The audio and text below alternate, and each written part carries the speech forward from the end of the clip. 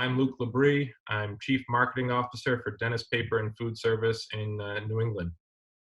I'm Tim Levante. I'm the corporate chef for Dennis Paper and Food Service with 30 years chef experience.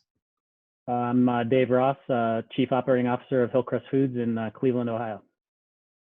I'm Anthony Hamilton, corporate chef for Hillcrest Foods and restaurant consultant.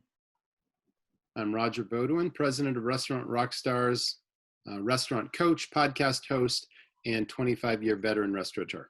All right, gentlemen, we are gathered today to talk about helping the restaurant industry during this challenging time, and that is what to do with this downtime that we're now faced with. How do we make the most of that? Is this the right time to hit the reset button and to really maybe put our minds back in the frame of food service, innovation, focus on our menus, and as bombarded as we are right now by the doom and gloom, is this the right time to start just looking at your operation and making improvements for when things are normal again? And Roger, I'm going to turn that over to you to kick us off. I absolutely believe that is true. When business is normal or as usual, operators are really putting out the daily fires. There's 1,000 details in running restaurants, and it's really hard to find the time to put the fundamentals in place. I call them systems, and systems are necessary in any business if the owner wishes to have any free time and to improve the business. They really have to work on it now so they can decide how or if they work in it in the future. No time is more important than now during this crisis when restaurants are idled or they're slowing down or they've shifted to the delivery and takeout model type thing. Now's the time to work on those systems so that when things get back to normal, you can literally improve your successes and profitabilities, not just survive. Are we looking at a good opportunity to address menus and look at where we can improve our margins? Yeah, as Roger said, this downtime could be a silver lining for a lot of operators. And I know I spent so many years in operations, and I always had those nagging projects I was never able to get to because I was working in my business and not on my business, as Roger alluded to. I would definitely look at my menu and engineering worksheets and really just my business, from top to bottom, to be quite honest with you. Because again, as an operator, what's lagging behind as far as your other systems and procedures are concerned, and no time better than a present. And I mean, step one, obviously, is securing financing. I'm not sure if you guys are hip, but a lot of information came out about the CARES Act today, and they revealed a lot of information about the $350 billion they're going to be loaning out. And as an operator, I would be hounding the website to find out how to apply. I would be calling my lenders. And once I had that secured, then I'd be free to work on anything else. Is this the right time to think about, making changes from everything from kitchen equipment and layout to back of house policies? Yeah, I think right now is the ideal time, as everybody mentioned, to get all these things in order. All my years as a chef, there's always that one thing that I've always said. If I just had a day to do this or 2 days to get this done, man, I would really change things up. And unfortunately, due to the circumstances, you now have that time. Again, it's unfortunate that you have that time, but you might as well make the best of it and get these things done. So yeah, absolutely. Is this the time to go to the mat with training and look at how we are doing, preparing our staff across the board?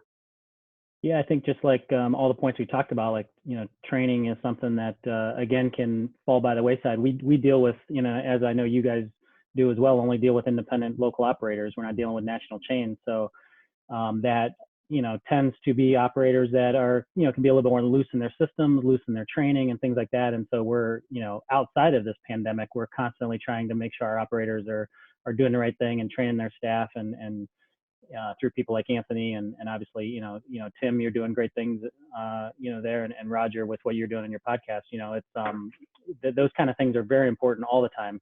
The caveat I think in this is that a lot of these restaurants, because of the lower volume, unless you're doing pizza or you're doing heavy carry out already, you may have gotten rid of a lot of that staff through this process. And so that, obviously can be a hindrance to your training because you may only have a core group of people running the restaurant, especially if you're not a restaurant that does a lot of carry out. I mean, I've had, literally those operators with, somebody answering the phones and somebody in the kitchen. And that's it. You know what I mean? So they're just trying to cling on to everything they can. So while training is important, everybody's going to have a different scenario to deal with as far as, who's available to train. Let's jump into our first topic, which Roger kicked us off with, which is systems. And let's do a deep dive into this. I'm sure there's more than one system restaurants should be considering that are going to add to their efficiency and to their profitability. I believe there are 4 fundamental systems that are important to any restaurant's or hospitality operation success. Number 1, cost controls and profit maximization. Number 2, menu engineering.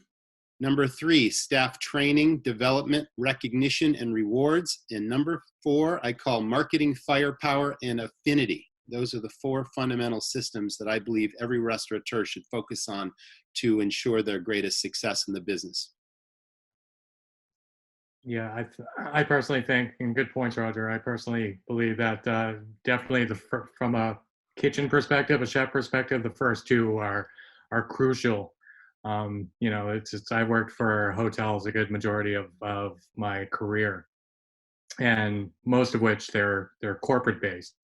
So I'm no stranger to the push. You can't put a new menu out unless you have everything properly food costed and implemented into our spreadsheets, which breaks it down and gives you, the rock star items versus the mules and so on and so forth.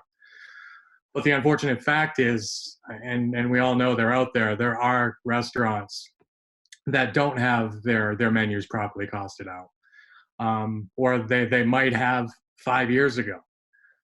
So I don't think that you can be truly as profitable as you should be or can be unless you take those first 1 and step 2 that you aforementioned, for sure. With the local independent operators, I'm always, really shocked at how many do not have their menus costed out properly, because it's such an important thing to find out where you're at. To make changes on the menu, to do weekend features, to do anything to further profitize their menu, they need to know where your starting point is. And so I think that if anybody's listening to this right now, as a restaurant operator going through this downtime, this is a perfect time to get it all together. Because a lot of times either there's programs out there that are already built, or there's ways you can get that information quickly from your distributors. And so the cost can be updated, but to get everything broken down, that's a lot of work to do. And this is a great time to get a project like that done. It is a lot of work. It's not just a matter of having the time to do it. Are there other roadblocks that operators put in front of themselves, whether purposefully or not, that prevent them from doing proper costing? What else can we address to ensure that if they decide now to approach it, that they don't get hung up on something else in their way? I believe they're intimidated by the process, and it's just one more thing to do, even though they may know it's important to do. A lot of people really hate numbers, and they're really bad at math, especially critical restaurant numbers, for whatever reason. I just find that to be true in my experience. So, path of least resistance, let's do what we're good at or what we're comfortable with. But if something, causes them some uncertainty or anxiety, they'll shy away from it. Yeah, they're going to fill their hours with something else. I agree, Roger. Yeah. Yep, 100%. And I guess they could, even though they don't love math or whatever the case may be. I think that there's another way as an owner or a chef to look at it, in that, it gives you an opportunity to find ways to become comfortable with it. And as a restaurateur, when you're doing these exercises and see how far off you are from where you should be, it might give you some momentum in the future to continue on this path. We're not just talking about costing out the menu. We're talking about operators that don't take a regular inventory, or if they are taking inventory, they're simply, figuring out what they need to place this week's order, not calculating their, food, beverage, and labor costs, or diving deep into that. And that's so critically important as well. Because if we go back to the core of this, if a restaurant operator is not confident or has some trepidation in getting this started, like, I think if we could take a minute here, and Anthony, you've got a great story that is probably top of mind, where you took in a restaurant operator and helped them through this process on the menu and what the end results were and how that customer ended up. Maybe you could give that real quick, just to give somebody some motivation to say, like, this is real and this can really affect your bottom line. This particular customer hadn't increased their price in probably about 8 years. And what it came down to was they didn't have a vacation. They didn't have time to work on their business. They didn't have the time we need, or what Roger's talking to allocate towards these systems. by looking at their price of coffee and starting with that, because they're a little nervous. They had a lot of anxiety about raising prices in a very small town, and otherwise not very elastic market, so to speak. They raised their price on coffee maybe 50 cents and realized the gains within a month, and then they followed my lead for the rest of the menu. And we got them within about 10% of industry average or their benchmarks on most of their key items. And what it came down to was at the end of the year, they had maybe 75 to 100,000 extra cash flow just by following inflation and raising menu prices. And then they could hire the manager and take the vacations and do all of those things. Really, the simplest process right in front of their face is just getting over that one anxiety hurdle. But getting over that hurdle allows them, again, to have the resources to do the things they need, not quite at Rogers level, but as close to as they possibly could. It reminds me of a saying that I'm talking to another restaurateur during the podcast I do. And he said, you're never going to be able to save your way to profitability. You're never going to be able to shave here and there and grow your business. You have to analyze your menu. You have to look at where your costs are, staff, food, inventory, everything. And you have to not be afraid to increase prices and to charge what your food is worth and grow your business accordingly. It's imperative to the process. You can't save the money. You got to make more money. A gallon of milk doesn't cost the same as it used to, nor should your menu prices. A lot of people are scared that they will lose customers if they increase their menus, or if they get rid of a tired menu item that they might not sell a lot of, but yet they're buying the product to make it because it's been this classic on their menu for the last 20 years. Yeah. Well, and they were afraid. This particular customer Dave was talking about said, we don't want to upset so-and-so. And it kind of gave me the crossroads of, okay, do you want to upset one person, or do you want to disappoint 3,000 people? 3,000 being all your customers when you go out of business because you're afraid to raise prices. So it's better, in my opinion, to upset one customer. And quite frankly, just buy his meal or his coffee a couple of times and he'll be happy. Everything's good. Yeah. Roger, you mentioned menu engineering as a system to put in place right now. Can you elaborate on that and maybe give the rest of the panel some nuggets they can latch onto in terms of how to start approaching menus?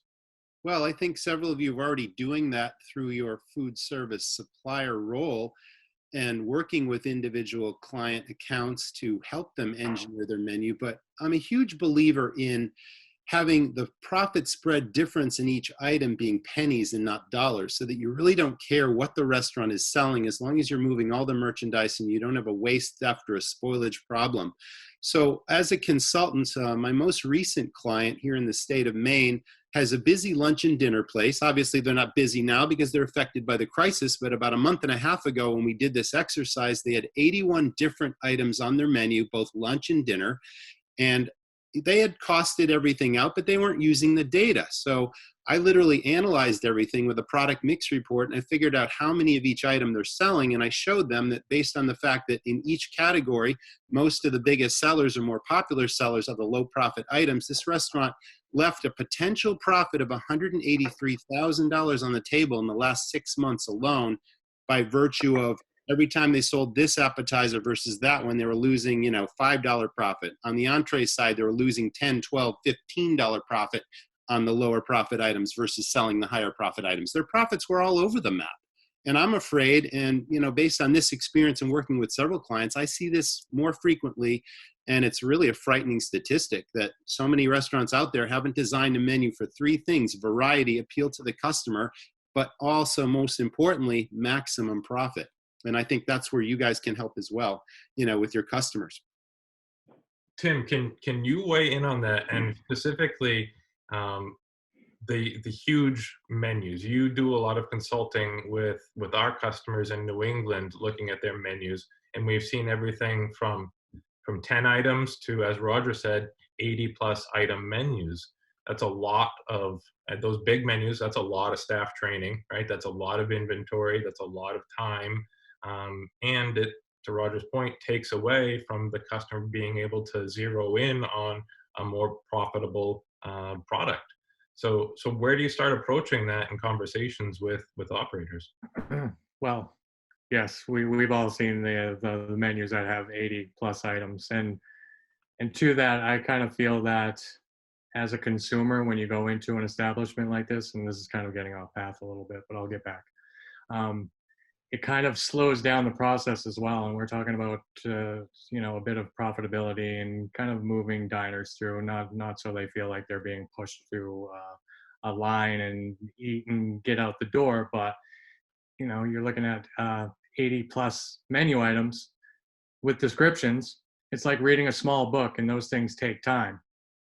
So back to the point is, I've always been a philosopher of less is more as far as the menu.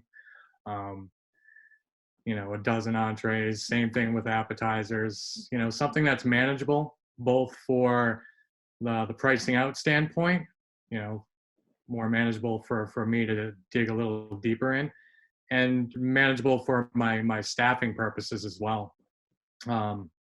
This would just, you know, make more sense as far as, you know, the overall big picture of managing things. It just gives you less product that you have to deal with, and potential waste that you have to deal with at the end. And then, as I mentioned, staffing levels as well.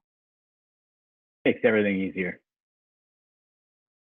There's several things that owner operators can do when they realize they have this problem. One, they can drop those lower profit items, even though we discussed earlier that some may be hesitant to do so. They can raise prices on the lower profit items to more meet the higher profit. They can change ingredients, or they can change portion sizes, or a combination of all of those things. But this is a process. It does take time. It's homework, and it's a couple of weeks of work. But in the short term, the most important thing they can do maybe is train their staff, once they figure out what the most profitable items are, to recommend those items to their customers every table, every time. And short term, highlight the items on the menu. Call them customer favorites. Call them most popular. Whatever you want to do, draw attention to those items that make the restaurant the most money in the short term, while you're re-engineering and doing your homework to provide or produce an all-new menu that maximizes profit. Absolutely. All right, so we've already determined that some people are hesitant to approach it for the math. They don't know which systems to put in place or what resources to use to get there. Where do we provide that kick in the butt that, hey, now is in this downtime, this unfortunate downtime that you have, you should start here and proceed forward? How do we get them? What's step number one, I guess? I think you need to convince them in a very tactful way that they have an issue, because as restaurant owners and operators, we're very proud, we're very close to our operation, and we think we got this even when we know that we really don't have this. So it's a real delicate, you know, approach that has to happen in order to sort of open their eyes to, hey, we can help you. This is no source of embarrassment. All we're trying to do is improve your operation. We're partners in this. It's all about value added and relationship building. We care about your success. Listen to this. It'll help your business. I mean, that's kind of the first step, I think. Wouldn't you agree? Absolutely. But let's take it one step further, right? People are emotional right now. They're stressed. They want to have their basics provided to them. They want to survive right now. David, I think it's more a question of how do we make them realize, how do they motivate themselves? How do they see what they need to see without being handheld in this? Because I don't know that somebody coming in and saying, hey, you need to start looking at this and I'm going to show you what to do is necessarily going to work. I think they need to see the light for themselves and be self-motivated. Yeah, I always go by the saying, you know, a man convinced against his will is of the same opinion still. So you're not gonna, you force what you think is right for them onto them. But the only time I've ever, you know, it's sales. At the end of the day, if I was gonna role play with you, Luke, it's, hey, Luke, you know how a few months back we talked about the importance of costing out the menu to see where you're at, your profitability. You know, we've got some time now, both of us. And why don't we get started on that? I'm willing to spend the time with you to get it started, but it's going to take some, you know, blood, sweat, and tears to get through it. But you know what? I did it 3 months ago with this guy, and here was the result, XYZ. You know, and I always like to sell with a success story. If I didn't have one at the time, I made it up. But you know, I want to make sure they know like this worked, and this can work for you, and this is what's happened, and then try to get them convinced, you know, or motivated to do it. Anthony, to your story, what was the tipping point for the customer that finally decided to increase their menu costs? The tipping point was being like a doctor. And what it comes down to and what I mean by that was when I first approached the location and, when we consult, we spent some time with the customer. I walked in and started diagnosing all these illnesses and suggested to them what they wanted. And today's point, it was against their will. It wasn't until I started listening to them and what their pains were that I was able to really diagnose what their issues were, at least diagnose what issues they're going to be engaged in fixing. Because they had some decorations issues, they had some staffing issues, training issues, and all those things. And as a consultant, you walk in, all these things send red flags and buzzers off. And you're like, oh, fix this, fix this, fix that. Well, you know what? They didn't know those were problems, or they didn't agree they were problems. It wasn't until they started talking about being cash strapped that I was able to lead them down the trail, raising menu prices and then convince them otherwise. And then further showing them real data on a sheet saying, hey, look, at your velocity rate of selling these items at this price, if you were to increase this, it would make X amount of dollars in your bottom line at the end of the year. And when you show them a gaudy figure, say of 6 figures, and they say, I can do that just by reprinting my menu, and you're like, absolutely. That was really the tipping point. So again, listening for them to tell me their symptoms before I diagnose the problems or prescribe any medication, and then also showing raw data behind it.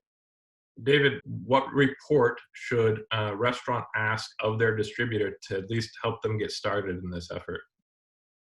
Well, I think that I always like to make sure that, when I'm going about this project with a customer, whether it's right now or when things are at full bore, you want to make sure they're bought into it, that you're not just thinking because it's important to you that, that it's going to be important to them, because somebody may be like, yeah, okay, let's do it, but they're not really sold on it. So you want to make sure that they're going to put some effort into it and have some skin in the game. So I always like to make sure that I like to start off with their top, 20 items, 15 to 20 items, and then maybe the top 2 by category. So maybe as total, you've got, 20 to 30 items, and let's start there and see what's going on with some of the top items. And then you can identify, do we want to go farther? Because sometimes you can find enough, there's enough meat on the bone on those top 30 items that you may not have to go much farther right now. You could do the whole menu later, but you're doing those top items to see what's going on, because they could have a really high moving item that it's not profitable. They're not making money, so maybe making it smaller up front, a smaller project up front can get them bought off earlier. But as far as resources, I mean, they're obviously going to need their pricing from you. They're going to need what I used to do before we had any outside any outside companies that had programs already pre-built and turnkey, like maybe Roger has. I did it on a simple Excel spreadsheet, and I used to literally, if I was competing with other distributors, like I would do my items, and then I would say, guys, I'll do their items too. Just give me the pricing, and I used to do the work. And then I would have the competitors' pricing. I would have, and then, you try to do your sales from there. But, but that's how that's kind of how I've always gone about it. Excellent. And you brought up one of Roger's earlier points, which I want to throw back to him. Because I really think it's important that people get this point. Just because you have a very popular item that you sell a lot of does not necessarily mean that is adding to your bottom line. Roger, can you elaborate on that so anybody watching this can really bring that home?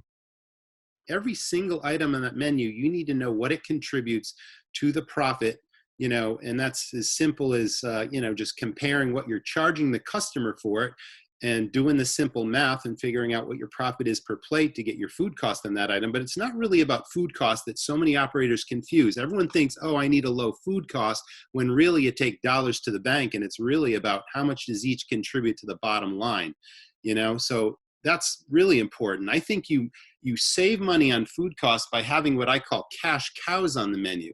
And a cash cow is something that has a very high perceived value by the customer, yet it costs you very little to serve the customer, but it has wow factor. You serve it to the customer, the camera phones come out, and they say, wow, and you're printing money all day long because suddenly these are very, very popular items. That's what every restaurant needs. And in my book, you can't have too many cash cows. I mean, I think that's the bottom line.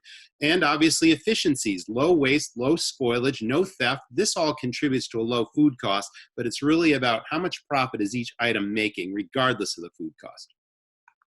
Tim, in your experience, what are some cash cows you've seen in the industry, and what should people be identifying on their menu? And I know it's different for every operation. Everything is different, but there's got to be some sort of way to identify that, or something that there's a similarity that exists in the industry that people can look for. Right. Cash cows, in my opinion, are, like breads and garlic knots and calamari and pasta dishes and stuffed mushrooms and stuff like that, where the platform of it is really inexpensive anyways, being the mushroom and the calamari, and a side of truffle fries and stuff like that are generally very approachable to everybody. However, in my opinion, they can be cash cows only if you have the proper portion control implemented as well. And that's probably a completely different topic, but I think that they're interconnected. You can understand and have your food costed properly, but if you don't have portion control, it's still going to be out of whack at some point. Good point. I think that's a huge point. And Roger, your background in the pizza biz, you must have encountered portion control really early on and gotten a strong handle on that. Because my mother ran a country store for 20 years, and she did portion control so religiously. She had flip cards for the staff because she saw one day somebody making a pizza and just flinging cheese on there without weighing it. And I don't want to say she lost it on them, but she corrected their procedure immediately.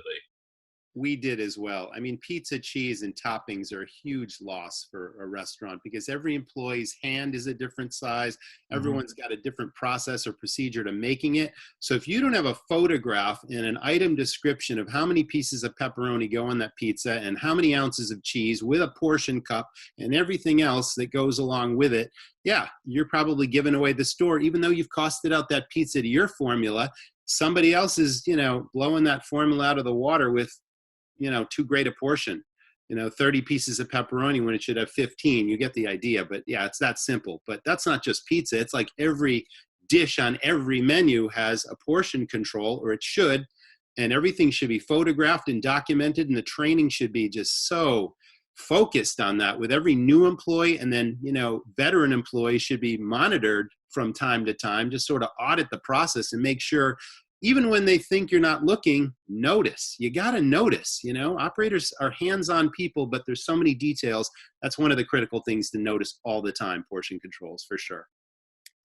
And I would talk a lot about line checks. I'm not sure if you guys are familiar with line checks at all, but simple spreadsheets where you can go down the line and itemize every station and every prep item on every station from a managerial standpoint to ensure that everything's in line, making sure they have their portion cups and their proper portions and that everything's fresh and ready to go for the day's service. You can do that well in advance of service, obviously, but I find that every shift you'll find 1, 2, 3 mistakes that could otherwise make or break a meal for a patron. I think that's a huge deal.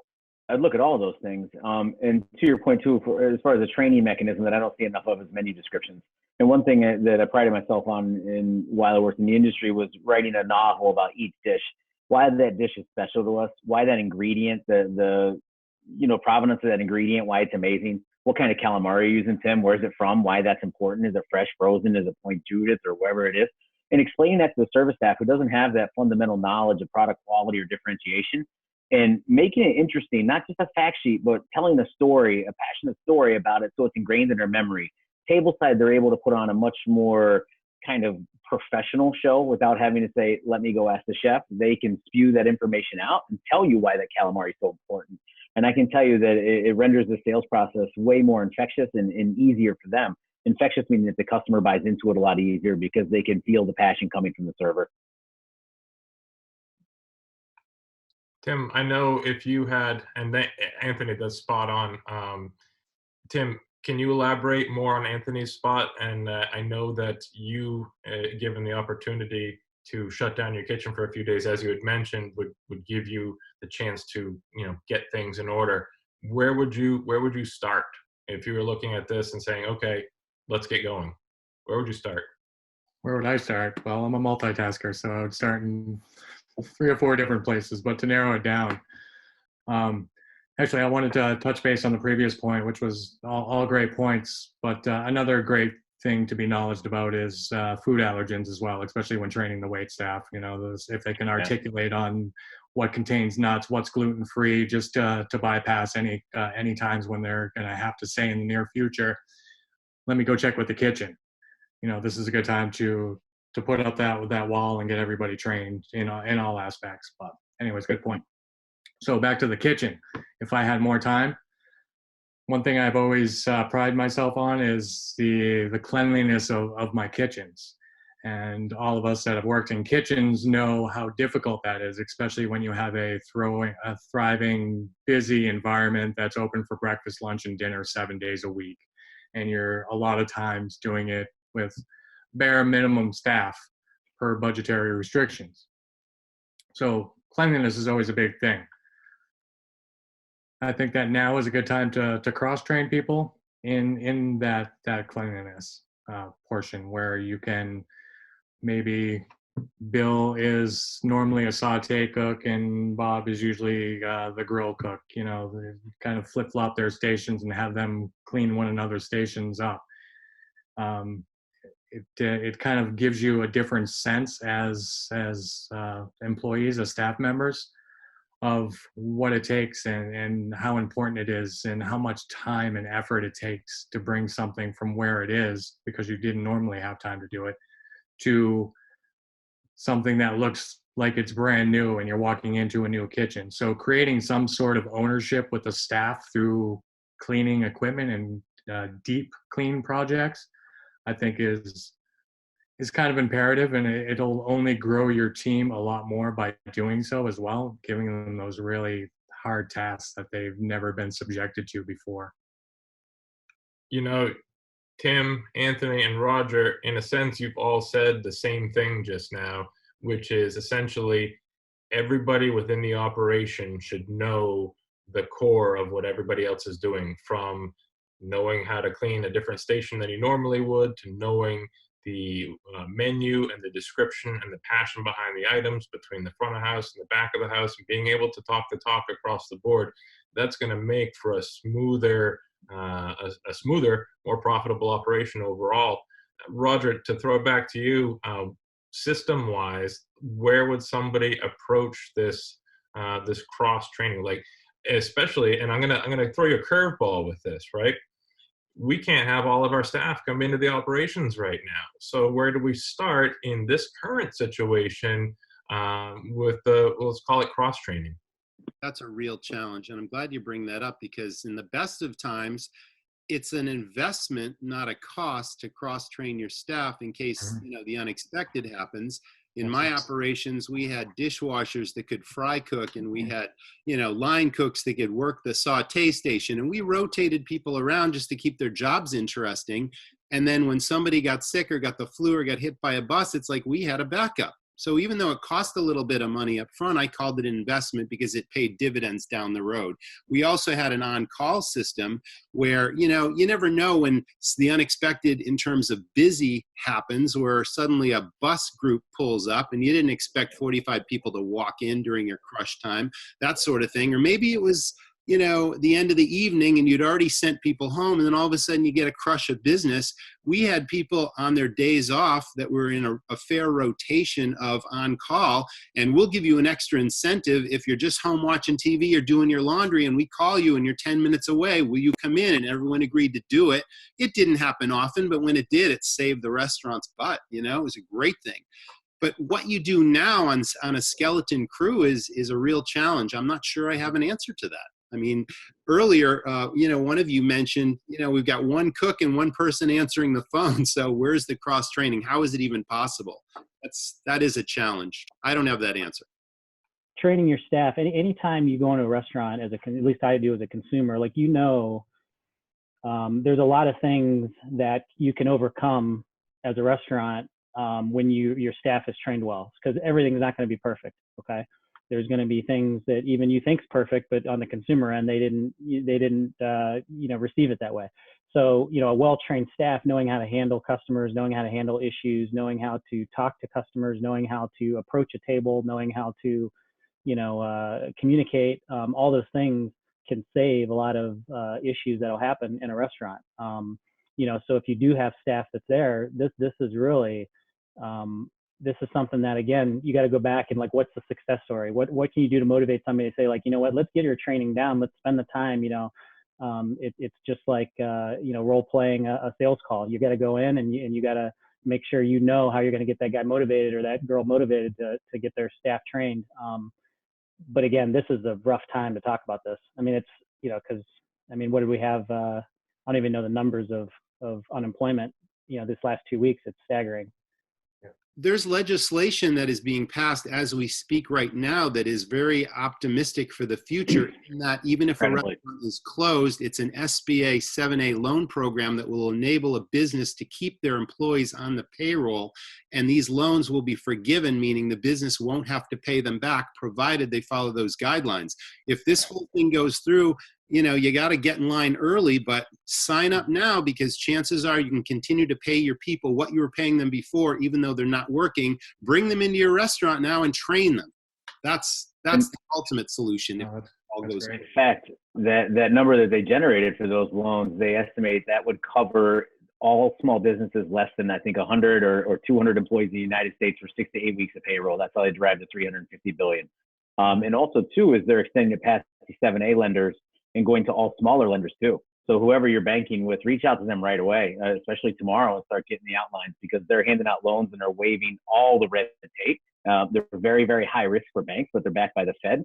As an operator, this would be the first thing I do. I'm watching the news until it passes, and I'm getting on the horn, calling my lender right now, because to your point, Roger, I want all my staff in. I want to make sure they're all paid, because when this thing opens back up, I want to hit the ground running. I don't want to have to deal with all those hurdles, But it is looking very, very optimistic. I hope the proof is really in the pudding, like they said it's going to be, because it's certainly fascinating to watch this go down.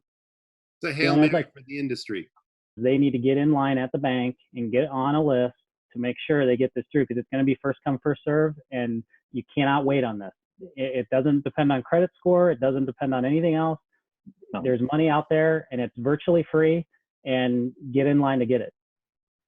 The situation is changing day to day, and with the amount of information we're being bombarded with, whether it's the nightly news and coronavirus numbers, or business loans, if we're already wrapped up in the stress of the situation, it's easy to overlook some of these things. So in addition to posting this content, I'll find the links to the relevant pieces for people to go sign up.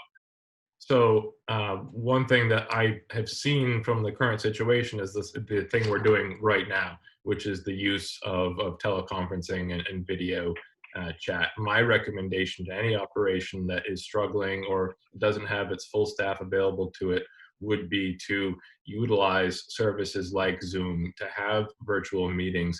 And while you won't be able to train somebody on maybe the equipment cleaning procedure, you will be able to discuss your menu. You will be able to discuss the passion behind your signature dishes. But more importantly than anything else, you will be able to have face-to-face communication where you can maintain a level of enthusiasm, energy, and passion about your business to keep people engaged with your operation, so that when things return to normal, you are not starting from a cold start, right? You're all on the same page. So when the restrictions are lifted, you're running in there and you know where you're supposed to get started, and you can kick things off that way. So my recommendation is to use technology to keep your team connected now, so that when you get back in the kitchen, when you get back in the dining room, you're much better prepared to get things moving. All of these things we're talking about, this is a time where restaurants can fine tune all of these things, whether it be the technology you just talked about, and because this is going to be a part of our life in the coming months and years that we're going to have to deal with. So everything that a restaurant can do to get their operations tight now to come out, I equate it to, you kind of get an injury. Maybe you're in pro ball, you get an injury, you go down to the minor leagues, you start playing a little bit to get back in shape, then you come back up. Like right now we're in the minor leagues, and we got to fine tune, we got to work on fundamentals, and then when we get back up and running, we got to be ready to roll. That's a great analogy. I love it. I know we planned an hour here, so we'll wrap it up with the final thought. And Roger, it's one of the last systems you talked about, and that's marketing firepower. Even if restaurants aren't open right now, or if they're just focused on the takeout and curbside model, they should still be getting their message out there. In my opinion, they need to stay top of mind with their customers and potential customers. Where do they start doing that, especially if their heads are in other places right now? Well, the obvious answer to that, of course, is social media. Hopefully every restaurant has their own individual social media program and platforms in place where they're regularly posting, keeping in communication with their followers. And if they're not an expert at social media, chances are at least one or two employees on any staff are much more adept at it than certain owners are. But again, it's all about communication. The old school way would be to have an email newsletter that constantly goes out, maybe twice a month, that is custom branded to that restaurant with your logo in it. It's very professional. You use something like MailChimp or Constant Contact, and you just keep in touch with your customers. You let them know what's happening, and you appreciate them, and just, touch them in a personal way so that they know you're thinking about them, even though you're going through hard times, and welcome them back as soon as things improve. I mean, it's as basic as that. You can Google or YouTube anything and find out how to do it. If you are sitting out there watching this and you've been afraid to approach social media for whatever reason, now is your time to learn some of the basics. If you have a Facebook account, learn how to boost an ad, learn how to boost a post and target a community within a 10-mile radius. That's assignment number one. If you have Facebook and you've got it down pat, start your Instagram account. Figure out how you're going to get your message out there with Instagram. Now is the time to approach those things. And I would imagine, Anthony, in talking to operations, you've addressed some of those same concerns where people just don't know how to get started. What has been your recommendation? Well, thankfully, my recommendation is to talk to our social media expert. That's the best thing. So that's an easy pass off.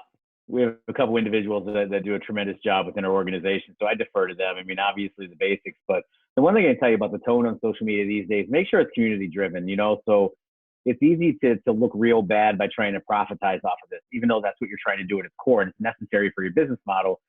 You got to find a way to look through a community-based lens and more get PR through the way of leading with empathy, checking in on people, or showing yourself doing something cool for the community rather than just broadcasting like your cool special or your cool takeout items, right? Like there's got to be another component.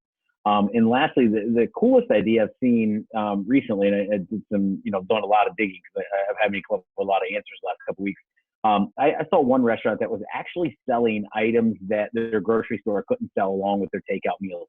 It was especially helping the elderly, and they blasted on their social media, and I can't remember the name of it, but they were selling toilet paper and sanitizers and wipes and things that their distributor had the grocery stores didn't have. And I thought that was the coolest idea. Like they weren't afraid to differentiate. So order a plate of spaghetti and get some sanitizer and a case of water with it, And I thought that was brilliant. And it was a refreshing, social media post. And it certainly stood out from the rest. So a way to gain recognition and serve the community at the same time, I would say that's a win-win. No, I agree on all the social media platforms. I really like the empathetic approach and staying current with your client base. People definitely want to see what you're doing on a regular basis. These are places that you have regular customers. Those regular customers are used to going and seeing you on a weekly basis, sometimes more than a weekly basis. So in essence, they're kind of family members. So keep them abreast of what's going on, what you're working on, how you're doing, how your team's doing, cleaning projects, training, whatever it is. They will be engaged and they will be excited to hear the forward momentum that you're keeping. And they'll be happy to know that you're planning on joining the force again once things calm down. If you're painting the dining room, show people that you're painting the dining room. Yeah. Let them help you choose a color. That's it. Yeah. A couple different color swatches on the wall and to have them, post in which color should we go with. This is your restaurant too. Great ideas. Yeah, I think that with social media, if we're in normal times, we're talking about, first you got to have a presence, you got to have an account, you got to have some content going out, and maybe it's not super robust or the best you've ever seen, but people are, it's like a few years back not having a website. If somebody went to Google, somebody said, hey, you should check out Joe's Bar and Grill, and they went to Google it and you didn't have a website, people are like, ugh, now if you don't have an Instagram account or a Facebook account or whatever it is, it's the same reaction. So to have a presence is number one. And I hate to be, I don't want this to come off negative, but if you don't have a presence now, you are probably not doing well. Because this is the time right now where all that work somebody did, a year or 2 years ago, 6 months ago to build their following and build a community and do all those things that we're talking about, it's paying off now. I've got customers that, with social media and with technology, they've got an app and they have 10 restaurants. And they're a very sophisticated operator. And they've got an app that this past Saturday, or I'm sorry, this past Sunday, they do a big brunch business on the weekends. And so obviously with the restaurant inside being closed down, they have a parking lot to the side of them, and they're in kind of a outdoor shopping mall area. And they put on Instagram, several, tens of thousands of followers. They said, hey guys, we're doing a drive up or a drive-in brunch. And they had servers on roller skates. And, oh, stop. That's awesome. I swear to you. And they blew it up. They had 300 cars. They literally had on the app, it had a place where you could download their Spotify playlist. So all the cars were playing the same music. It was literally like, they said it was like a tailgate. But because they had great social media presence prior, because they had an app already to be able to order things, through their app, and they had these things set up prior, it was easy for them to implement that in the first weekend that every restaurant's wondering what the heck to do. These guys killed it. And, they were ahead of the game. So if you don't have that, like, don't get discouraged, but don't let this be, don't let this be another time where you let this go by. Get on these platforms, learn about them. And like Luke said, Google, YouTube, find an expert. I mean, find a 15-year-old. They'll show you how to do it. You gotta get this done now. There's no excuses from here on out. Let's take this one step further really quickly, Luke. It's so important about social media, but so are online reviews. I would go as far as to tell any operator out there that's still doing the takeout delivery model to put a card or a note in every bag saying, if you enjoyed your food and your experience, please leave us a review on Google and TripAdvisor and Yelp. It will help us so much, because people are quick to leave a bad review, but unless you ask them, rarely do people take the time to go and leave a review. So you really have to ask for it. And I think that pays huge dividends also. That is a fantastic point. It's okay to ask for those reviews, but also to be able to go in, if you're managing your Facebook and your Instagram, go check your Yelp, go check your TripAdvisor, make sure your photos are up to date, make sure your menu's up to date, make sure if you're doing this temporary takeout menu, that's available for people, so that when they're searching for what they're going to eat because they're bored of the cans of beans they have at home, they can see your nice offerings right there. And maybe you've even updated the photos on there. People are going to look at your aggregate star rating and your photos and the menu, and they're not going to dig a lot deeper before they start going in and choosing what they're going to eat. And with that, if you have a lot of reviews and you haven't responded to those reviews in the past, use the downtime to go respond to reviews. And it might be overwhelming to think, oh, that's a lot of reviews to go write, oh, thank you for your comment on every one of them. My rule of thumb, respond to the most detailed reviews, both positive and negative, be detailed in return. And your customers will see that it comes through as a caring empathy for your business, and they will respond in kind. So fantastic advice, gentlemen, on all fronts. I want to wrap it up with closing thoughts from everybody before I go. We're going to go right down the line. We'll go Roger, Anthony, David, and we'll wrap it up with Tim. My big takeaways, and I made a few notes here, analyze your menu for your profitable items, look for those cash cows, and look for the bottom line where it's, really adding to your profitability and might not just occur across the popular items. Portion control and systems in back of house. I mean, now is the time to start correcting things that might not have been in place before, and building team training into your culture, building passion across the board. And to take what Roger was saying and use it an analogy, don't put all your eggs in one basket. Cross train your staff so that you have flexibility should situations like this arise and you need to swap out your fry cook for your dishwasher. So Roger, closing thoughts on this segment.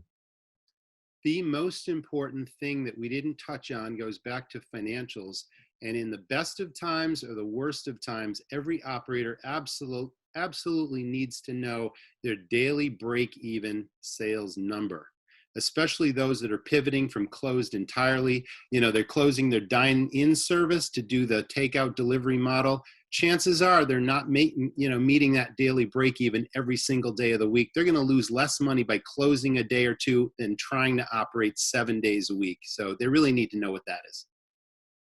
Yeah, I think right now, I think the biggest thing is confidence, faith, and working hard. We're going to get through this as an industry. We're going to get through it as individuals. There's going to be some casualties, but we got to stay strong-minded. We got to stay positive and get through this pandemic and this crisis. The restaurant industry will continue and will thrive beyond, the coronavirus. And so just, keep working hard, do what you got to do. Let's get through this, and we're going to come out of this stronger. The great operators and the people that do the things that we're addressing in this segment are going to come out stronger and above and beyond what maybe other operators that aren't taking these things seriously. Yeah, again, cloud with silver lining guy over here. I would definitely look at the opportunity to hit the reset button here. I'm talking about cleaning it up and then moving forward, keep it very, very simple as far as my operations, as far as my systems, and just the way I do business in general. Yeah, as everybody pointed out, there's in all good points. There's no better time than now. There's a lot that you can be doing to be proactive, whether that be standardizing, cross training, or attacking the social media platform. Anything that you can do right now, especially things that you're not comfortable normally doing, whether it be costing out your menu properly, cross training, or social media. The more you can do right now, the better off you're going to be coming out of this, because you'll be hitting the road running, and you're going to be comfortable with all these things once you hit the other side. So I would add too, now more than ever is the most valuable time to use video in your social media efforts. Netflix is for when things are normal, right? Nobody's watching Netflix right now. Everybody's watching social media. They want to see what's happening in the world. They want to see what their neighbors are doing, how the world is reacting to this, and they're joining quarantine karaoke groups. If you aren't putting video out on your social media platforms right now, you are missing a huge opportunity. So that is probably my best piece of advice for any operation out there right now, is start making video. And coming from somebody who started a podcast from zero, right, and learned how to do it by Googling it and YouTubing it to find out how to edit the audio files and where to put them into the cloud. It's rough at first, but nobody cares. The harshest critic you're going to have when you get started is yourself. So just start doing it. And to David's point, you basically gave the proverb of the best time to plant a tree is 35 years ago. The second best time is now. So just get started. Gentlemen, this has been absolutely fantastic. I think we've got some golden takeaways, and I really appreciate you taking the time out of your days. And I know we've got a lot on our plates to get this information out there to operators, and we will get this out and online just as soon as possible. Thanks for having us. Thank you very much. Gentlemen, be well. Together.